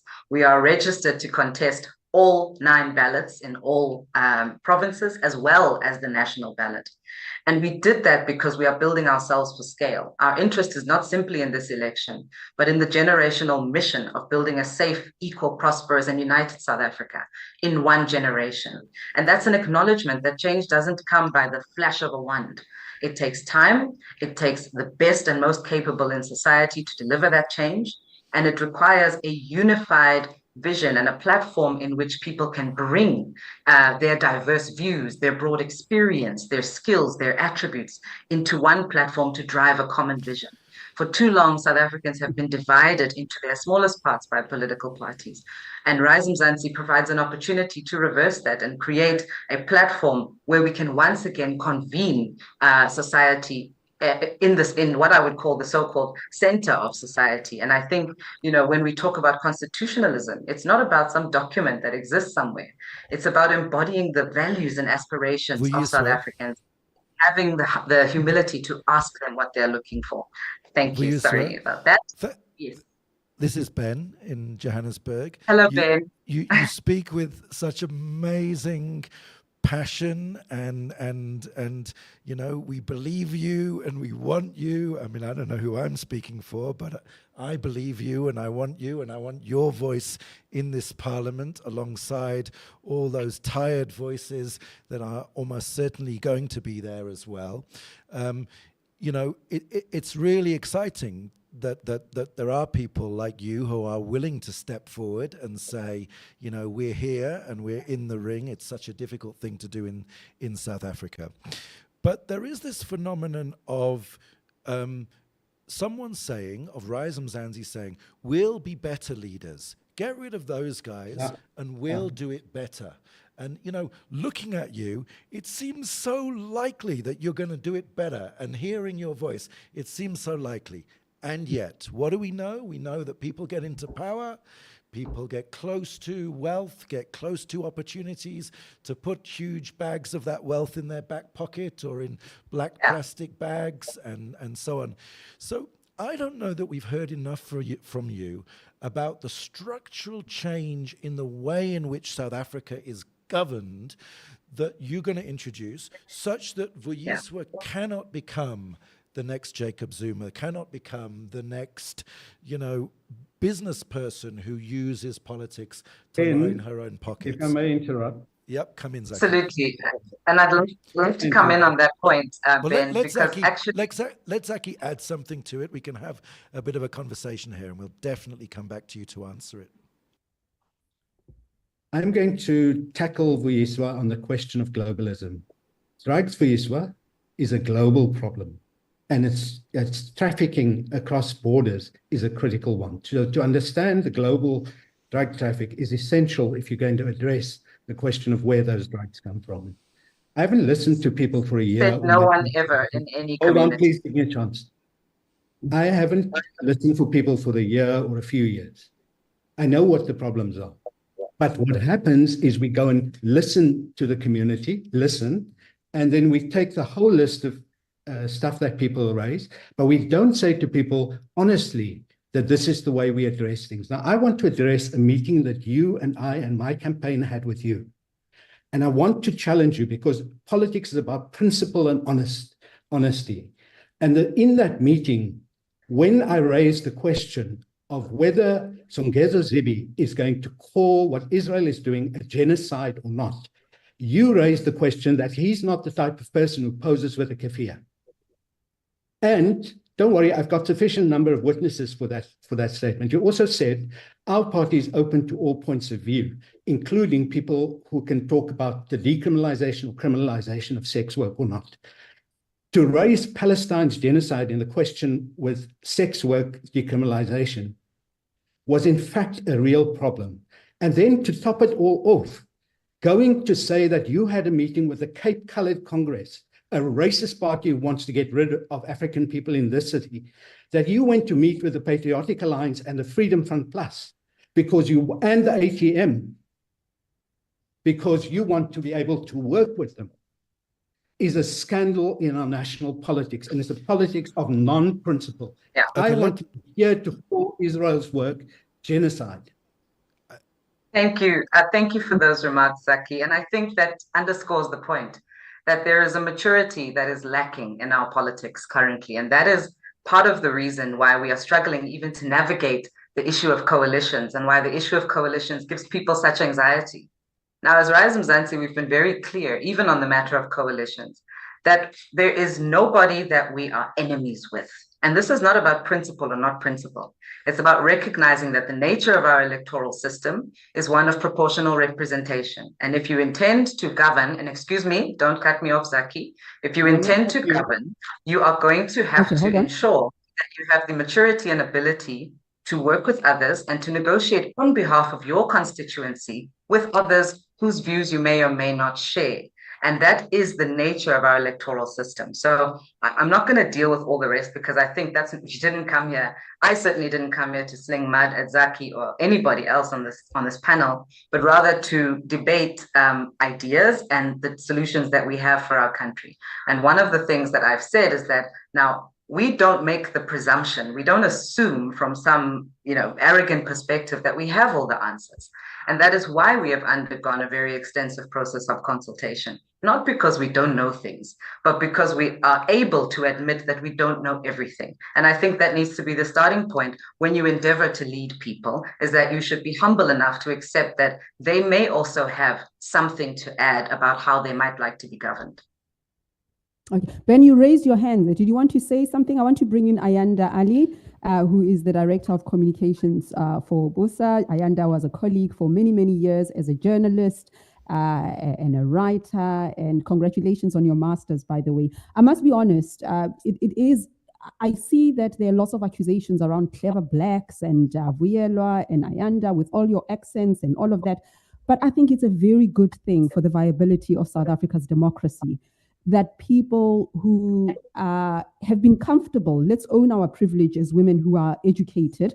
Let's own the fact that between us and a woman in Lusikisiki and Alfred Nzo municipality, there is a wide gap because our education has given us that upward mobility. So we are privileged in that context. And the easiest thing is to just carry on working, amassing awards and moving up the ladder in the corporate sector. But I do feel quite energized by your presence in the political life of South Africa, because it's not easy, it is tough. I don't think that you should be treated with kids' gloves, not at all. But I do think that to move from your areas of comfort and be agitated about the imperfections in our society and get involved is a very, very powerful thing. So Ayanda, talk to us. We know you as a journalist, as a TV presenter. What inspired you then to get into politics, and why BOSA? What are they about? What is Musi's party about? Thank you so much, Redi. Thank you for the invitation. Good evening to you. Good evening, Ben, and to my fellow panelists as well. I think it's high time that we own our power and authority as South Africans. It is high time that we see politics unusual. For far too long, we have been complaining by the water cooler. We've been having conversations during braais and other social gatherings about everything that's going wrong in the country. We've been pointing fingers. We've tried to go into different spaces and make a difference there. But there comes a time when we need to actually stand up and decide what we're going to do about the situation that we find ourselves in and what we're going to do about the privilege that you so rightly mentioned we have. And one of the things that I decided to do with a group of people more than 9 years ago was to start a community initiative in Soweto called Bukobami Youth Center, which is an after-school care program that solves for issues such as drug abuse, teenage pregnancy, crime and criminal activity, alcohol abuse, to make sure that young people have got a wholesome place to go to after school so that they can better their lives and actually make it in life in the same way that their better resource peers are able to because of after school care programs in the suburbs. And what makes me even more excited about Build One South Africa is you have then this reservoir, as it were, of people who are like-minded, who have started initiatives in the healthcare sector, who have started initiatives in education, who have started formations in the legal fraternity, you name it, every single sector is represented. People who've been transformative wherever their sphere of influence is. And they've come under this umbrella now of Build One South Africa to say, we have experience on the ground. We have tried, tested, and true models of how we've seen change from our meager salaries or small donations. How much more can we do if we come together as a collective? How much more can we do if we have the authority of the state behind us? How much more can we do if we have platforms such as Parliament or the provincial legislature to bring about change? And I think this is a model that is so exciting for me. We have seen it being replicated by different political parties, which I think speaks to the efficacy thereof. We have a model here of a bottom-up approach to our politics, a bottom-up approach to governance, where you have ordinary citizens who've put their hands to the plow in various areas of our society and are now saying, we're going to take that and translate it into the body politics of South Africa. It is something that is refreshing because for far too long, we've had a mental image of what a politician should be. And this is somebody who, whether, they are driving this big car or they have blue lights, or it is somebody who is known to be crooked or corrupt, or it is somebody who, some stereotypes will say has got limited level of education, etc. And we're saying we're breaking all that stereotype, that any and everybody can be politically involved. Whether you have a child on your back and you're about to cross the road and you are going to take that child to creche, you can be involved politically because the personal is political. Whether you are a man who's saying, I am working in this particular industry and I'm tired of seeing it not transformed and I want to make a difference, we're saying you can take your power. And Build One South Africa has gathered such people to say, let us take a stand. Because what we're seeing now is that we have people who are in government who are having those positions but are not necessarily able to do the job, right? So it's a case of being willing but not being able. And then you have those who are able but who are sitting at the sidelines, who are not willing to get their hands dirty. I like to say the analogy of your impromptu traffic officials when the lights are out, right? So some of the people who are homeless, or perhaps, they call them the Nyaupe boys. I don't like the derogatory term, but you have them manning the traffic lights because nature doesn't allow for a vacuum. They are willing. Whether or not they're able is a different question, but because there's a need, they are willing. They stand there and they direct traffic. And when with your PhD and all your money and all the resources you have, you will follow them. You follow because there is a vacuum, and those who are willing fill the vacuum. So now we're saying you need to have those who are able to also become willing, so that you have somebody there filling a vacuum who is there based on merit, who is there based on experience. And we want to see a democracy based on meritocracy, a democracy based on experience from the bottom up. Ben, before you ask your next question, I know you want to come in there. I'm so sorry, Vuyi. So I think in the heat of the moment, I called you Vuyi and I wasn't even aware. I didn't hear myself saying, so I do beg your pardon, Vuyi. So Ben, I'm handing over to you, yeah? Yeah, that's a very humble and beautiful analogy you've got going there, Yanda, that you guys are like the guys at the traffic lights. You're going to come in and direct the traffic. It doesn't matter if anyone had appointed you to do so, but, you're going to come in. And I think, South Africa is full of millions of people who want new voices and new energy. And, I'll say again what I said to Phoebe Potgieter at the beginning, which is that many don't believe that the ANC can self-correct, even though it was the party that our hearts were with for generations. But there is an issue with Rise Mzansi, I don't know to what extent with Build One South Africa, which is, where are you getting your resources from now, and what's your vision for society? Zaki put his vision out there. He said, I have a problem with capitalism. I want working people and people in communities to have a much stronger voice in policy making.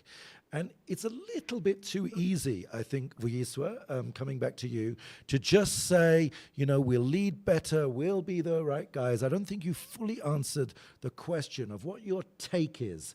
What is the big structural thing that you'll fix in the country? You are close to business. I think Rise Mzansi is funded by business people. You were an entrepreneur in the property sector. We know business is not only part of the solution, it's also part of the problem. How do you address that question of where your money comes from and your proximity to one set of interests in society? Sorry, Ben, I wonder if next time we can invite political parties that are not funded by business. Let's see if we can find them. But yeah, there are some. What are you answering Vuyiswa's question for? Influence. No, it's just that this whole thing around the funding thing, I find it exasperating because it's not dealing with the issues that Zaki is raising. Around business, it was a double question. You get your money from business. Just today, there was a report that came out about where everyone is getting their money. And Ayanda, your party was criticized that how does a party that doesn't have ideas amass so much? I think there was about 13 million rand. The ANC got money from Chancellor House. There's that corruption again. It was about 10 million rand. And then Action SA. The figures are there. So I'm kind of wondering who's not funded by business. Money. Everyone seems to be. Say something about money. We'll give you a chance. But Vuyiswa, let's talk about. Yeah, what? So thank you for that question. Okay. All right. I've got money. Go on, Vuyiswa. I think Vuyiswa's first, then Zaki. And don't forget, you guys are all going to be in Parliament and you all have to work together. You're allowed to sling mud, but we hope that you will work together once you all make it into Parliament. Vuyiswa, over to you. Absolutely. Thank you for the question, Ben. And not to steal the words from Redi's lips, but indeed, today the party funding declarations were finally published for the latest quarter. And every party has declared, well, not every, there's obviously some glaring omissions that are not there. But those who are, relatively transparent or committed to transparency have actually revealed who their funders are. And indeed, that is where party funding comes from. So I think you'd be hard pressed to find a political party in South Africa that is in the top 3 or even top 10 that does not have any support from any business person, business people, philanthropists, or otherwise. I think the question is not so much about who is funding, but what are they funding and what is the kind of basis of that funding. And we have been very clear as Rise Mzansi that we don't trade policy for funding. In fact, we have had to turn away many funders who had an interest in influencing our policy or in shaping, our leadership or influencing how we are run and managed. And by the way, it's not that we didn't need that money. We do, because running elections is very expensive. But we've had to take a view that we will accept money from anyone who's willing to give it to us, but on the basis that they are fundamentally aligned with what it is that we have communicated publicly as our position and as our priorities. And long before we even published our manifesto, we put out a document that clearly articulated our politics, our positioning, and what it is, the nature of the change that we want to achieve. And as you've said, and as I've said earlier, there are many who did not fund us on that basis. We've also taken positions on matters, for example, the matters around Israel and Gaza, and our support for the ICJ case, and our calling for an absolute ceasefire and for a two-state solution has cost us. There are many people who do not hold that view and who do not support our holding of that view. Well, and other such. That's we politics. have also been. You're going to have to make. You're going to have to make enemies as well as friends, and so on the basis of principle, our principles are there, and they're documented in our manifesto. And I think anyone who wants to read about them and know what we're about should start there before they look at our funding declaration. My question, I think, goes to Ayanda next, and then for Zaki to respond, because it was a question to new parties it was a question about new parties who may be influenced by where their money comes from. So Ayanda, let's go to you next, and then we'll let Zaki have a comment on that as well. Thank you so much. I think I'm going to try and hit 3 birds with 1 stone, because I'd like to address Zaki's challenge that was put out to us at the beginning of the conversation, but also speak to what we put forward as our value proposition. But quickly, just to touch on the funding, and just as we have said, indeed, we have made our declarations to the IEC, and we are in those camps that say we have to be open, we have to be transparent, we have to make ourselves known in terms of where we receive our funding. But it's also very important that we highlight the fact that even ordinary South Africans in their thousands are supporting us. And in fact, we were ridiculed online when we called for South Africans to give us their signatures so that we can qualify as per the IEC. We were ridiculed when we say, come and join us and fund this organization, because we truly are by the people and for the people. But we stand by that decision, so much so that we have even embarked on a crowdfunding platform that will be launched before the end of this week, that will say to ordinary South Africans, help us do what you say that you want to see us do. Let's partner together. Together, let's build one South Africa. So people will be able to give to our government in working initiatives. That's where we already are on the ground. We're not waiting to be in government. We are saying we're working already, not a government in waiting. That's providing water in areas that are scarce in terms of water availability. We are going out there, assisting in education, helping with job readiness among young people. And so, when it comes to the funding, we've said to South Africans, come and fund us yourselves as well. Let's work together. This is nothing for you without you. And then very quickly, Zaki spoke about, what he perceived as our quietness when it comes to anti-immigrant behavior and popularism when it comes to that, and political parties that are really, I think, taking advantage of genuine concerns of ordinary South Africans who have expressed anti-immigrant sentiment. And we've said as Build One South Africa that we are of the view that such South Africans are feeling that way only because of the dire socioeconomic condition that they find themselves in.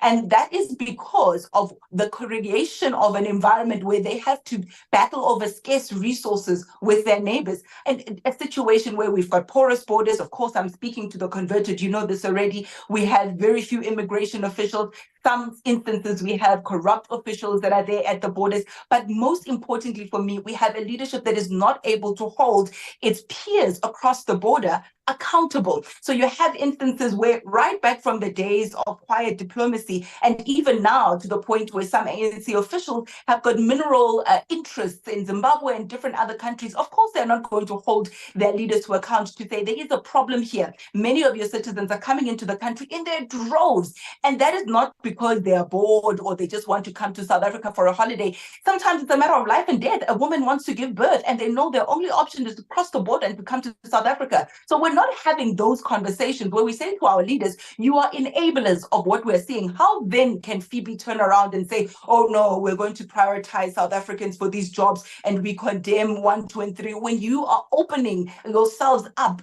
to this kind of situation by not holding the leaders to account? And very quickly, if I can steal just another minute, very quickly to speak about what are we then saying as Build One South Africa. We're of the view that all of these issues, including the one of anti-immigrant behavior, hinge on the fact of unemployment and the dire economic condition that we had in South Africa, which is why when we launched our manifesto, we didn't call it a manifesto, we called it a jobs plan. And that's a blueprint to get a job in every home. We need to make sure that the policies are up to date, that we have a capable state that is able to implement those policies, and meritocracy, again, high on the agenda. But also thirdly, that we have the the infrastructure that is able to create and sustain these jobs. Water, electricity, safety and security is another big one. So we're saying that one of the fundamental ways in which we can turn this country around is to make sure that there are jobs, jobs, and more jobs. So a job in every home is what we have prioritized as Build One South Africa. And we're of the view that it is the glue that binds all these things together. And if you deal with that, you will solve for so many other socioeconomic conditions in the country.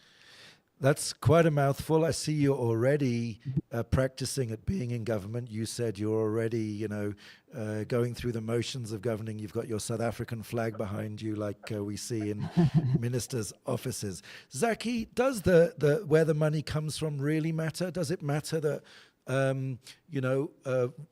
Vuyiswa and others have a private sector background in circumstances where you've identified the private sector as the problem? Surely we need everybody's, keen listening input to the political process. We need to squeeze the ANC into a smaller section of parliament, and we need all of these new voices alongside you as an independent to fashion new policies for change. First, just on Ayanda, if you need another signature, you can have mine. Not because I support Buzzer, because I support your right to participate. This is, for me, the issue is that money in politics is dangerous. I helped start My Vote Counts, which of course made sure that the Party Political Fund Act was passed. I have to agree with Vuyiswa and with Ayanda that money, unfortunately, my campaign has so far costed about 5 million rand. I'm sure other people have spent a little bit more than that. Similarly, there have been capitalist funders in my campaign. Fynbos Equitate, which everyone knows is Michiel Leroux from Capitec. He has funded my campaign. And I've made public every cent that was raised, not in the last quarter or last 2 quarters, but since my campaign has started. I think that is important for all parties to do, and it's a challenge to Rise Mzansi. I've also written to My Vote Counts to say that a 5-year lifestyle audit needs to be done on my accounts. They've probably correctly said, we can't appoint the auditor, but you should go ahead. I believe that every leader in politics, whether they stand as an individual, because I'm not standing as an individual, I'm standing with a movement. The critical is every leader needs to make public how much money they earn, where they earn it, and how they spend it, where their income comes from. That is a non-negotiable if you're going to change the politics of leadership in this country. On the second question, I don't think we can avoid calling what Israel is doing a genocide, and I want to hear it out of the mouths of Ayanda and of Vuyiswa, them saying what Israel is doing is a genocide, and there should be criminal convictions, and there should be arms sanctions and economic sanctions against a country that is bombing babies.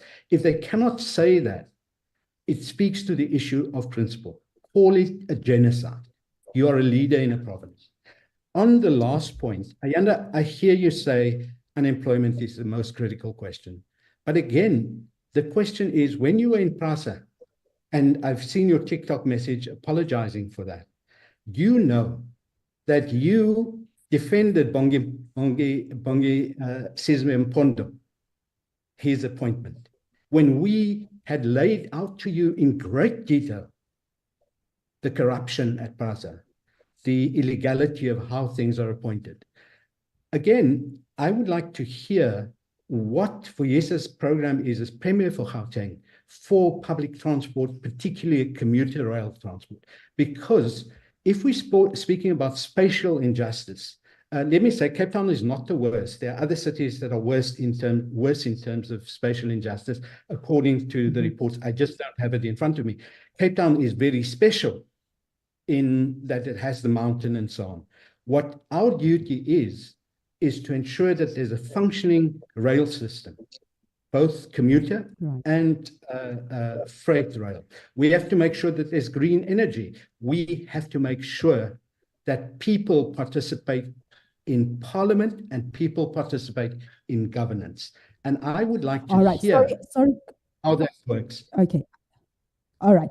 Guys, let me just apologize profusely. I have to leave. My 10-year-old is performing in a play on Black history. They are learning about the violent invasion and genocide of indigenous communities here in America, Native African Americans, and how they were annihilated through white supremacy and violence. That's what 10-year-olds are learning, and I've got to go watch and see what they have learned so that we avoid these issues in the future. Thank you very much, all of you.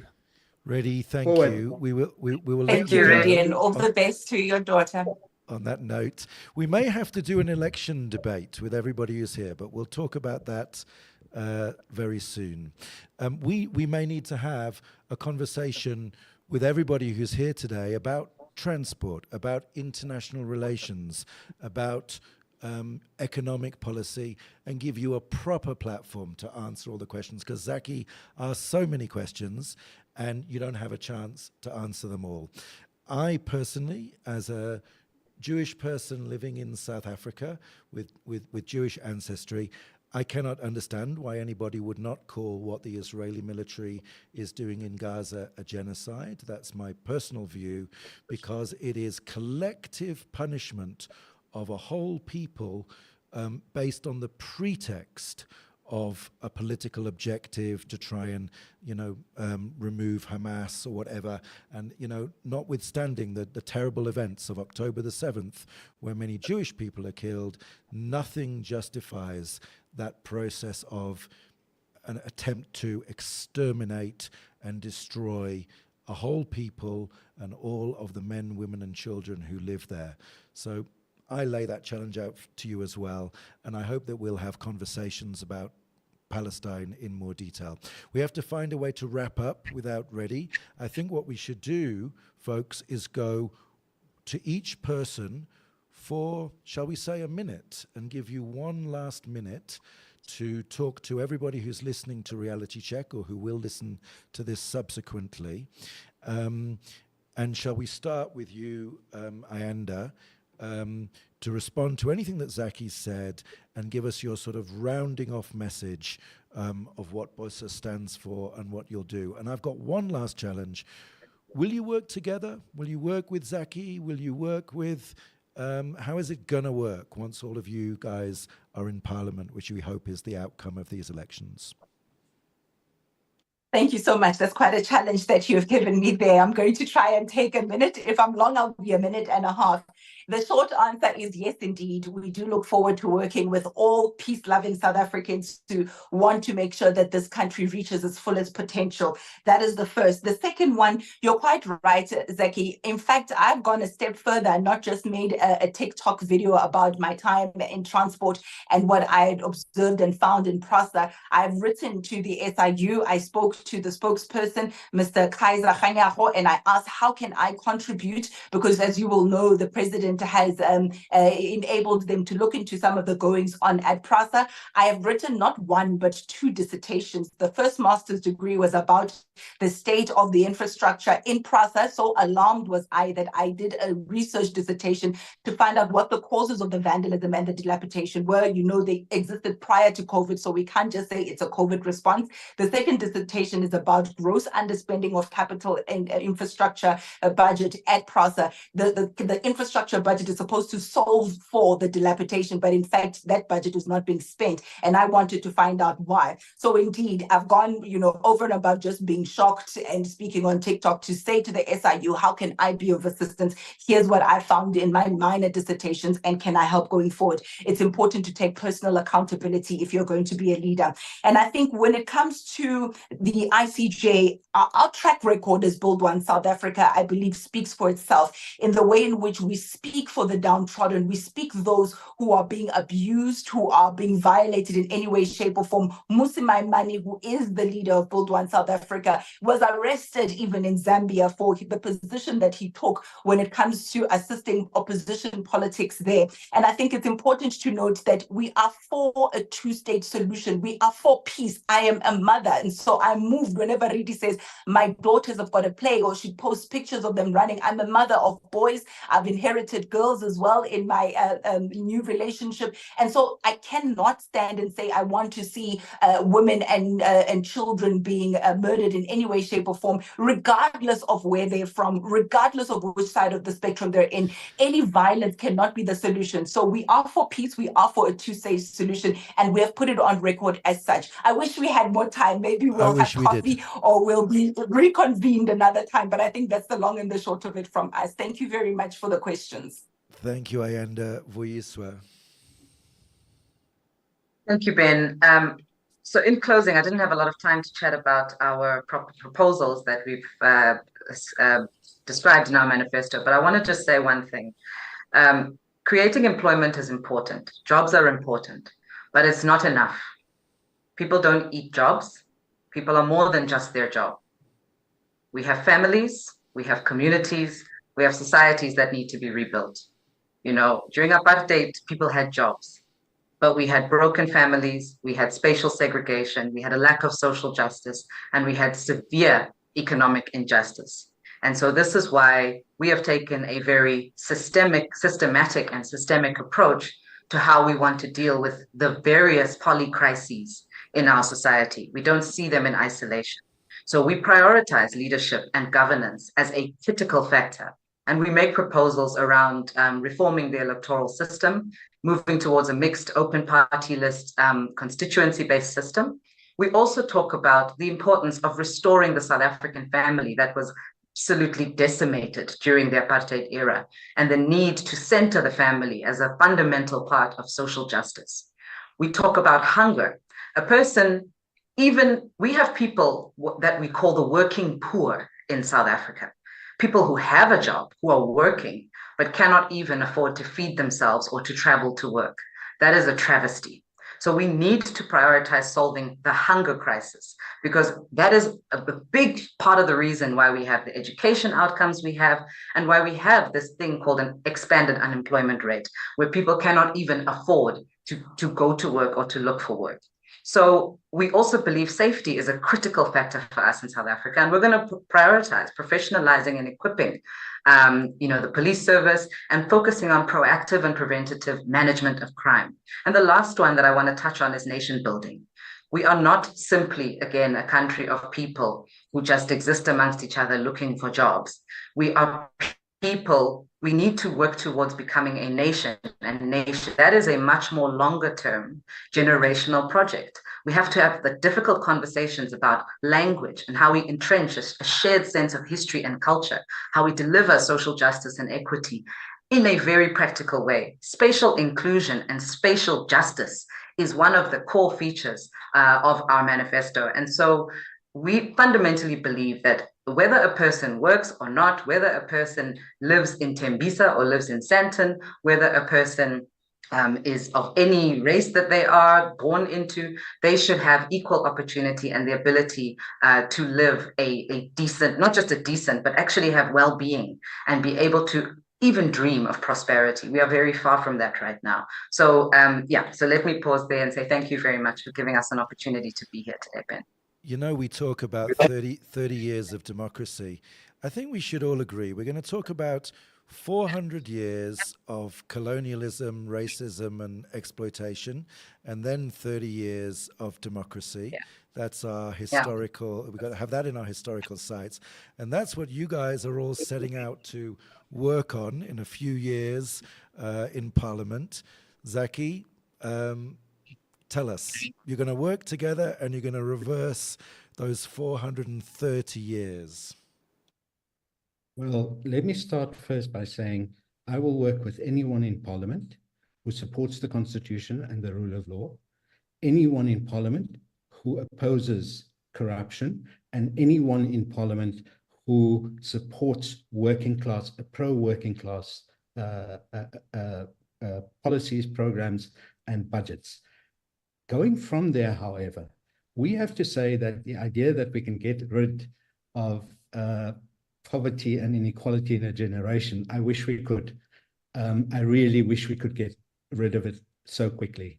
There are deep structural, international and local inequalities that have to be addressed by people who know what they're speaking about, who know what the economy means, that it doesn't just mean creating jobs.